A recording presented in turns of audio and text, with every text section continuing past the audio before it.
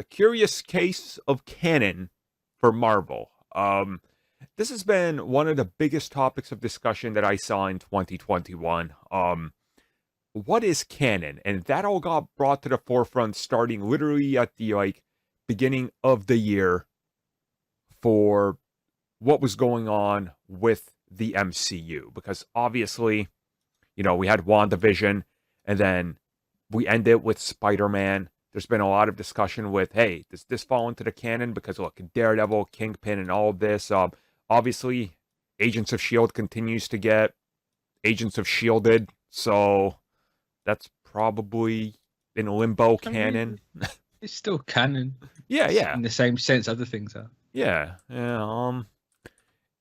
It's interesting to think about the idea of canon now, right? Because before, you could even have the most basic person who only got into the MCU, let's say with Avengers 1 or something. Even they could look at eventually the X-Men films or Spider-Man and be like, oh yeah, of course those aren't connected, or they would be a matter in this, right? They would be relevant. But now it's the opposite, right? You're like, well, yeah, of course, Daredevil starring Ben Affleck is canon. It's the multiverse. So the conversation has really changed. And certainly in regards to everything that went on this year with how Marvel presented it. I mean, for a second there, we literally had Venom part of the canon. And it still sort of is because that symbiote piece that's left over and everything. It's a very wild year. I was going to say, you can make the argument that some things aren't canon, the X-Men movies aren't canon right now. Yeah. Like the whole thing with WandaVision and Evan Peters, that's more of an Easter egg. He wasn't actually Quicksilver. Right. Yep. Stuff like that we just had that I've completely forgotten. I'm that tired. What are we talking about? Stuff that we've had this year. I mean, Daredevil, right? Oh yeah, yeah, that's it. Yeah, Jesus Christ, what's wrong with me? My brain literally just shut down the minute I mentioned the X-Men movie. Speaking of smooth brains, just stopped. You heard the record scratch in my head. Yeah, until we see something of them that are those versions, they're not canon. Yeah, at least for me, anyway.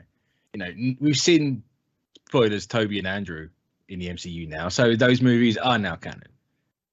And I heard that Marvel.com has put them as the Tobey Maguire movies as the first MCU movie. I was going to say they legit it's so. Yeah, I mean, they're acknowledging it. They're officially in. Right.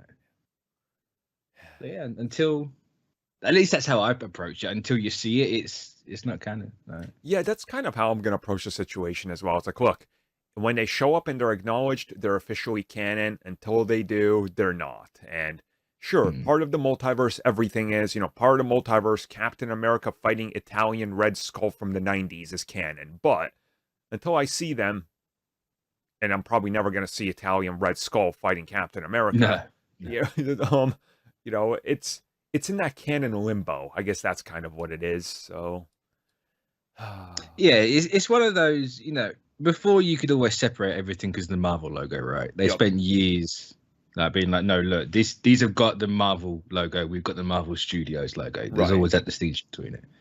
Now it's just multiverse, just dump everything in there. Mm-hmm. In association with Marvel, no longer a thing. It's kind of it's all a thing. Which I think the in association ones are more they're all canon now. Mm-hmm.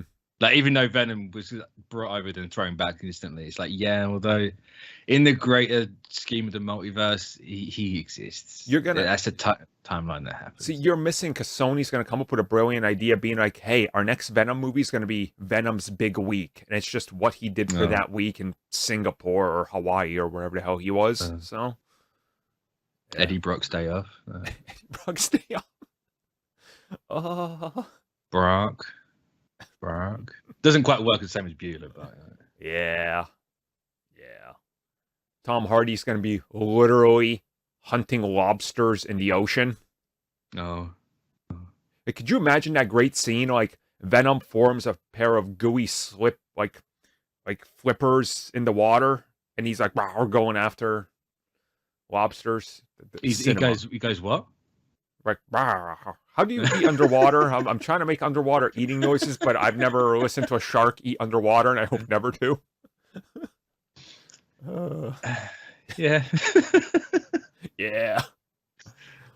Oh, what a time to be alive. You know, like Tom Hardy's Venom's just gonna make constant reference to his Eddie Brock.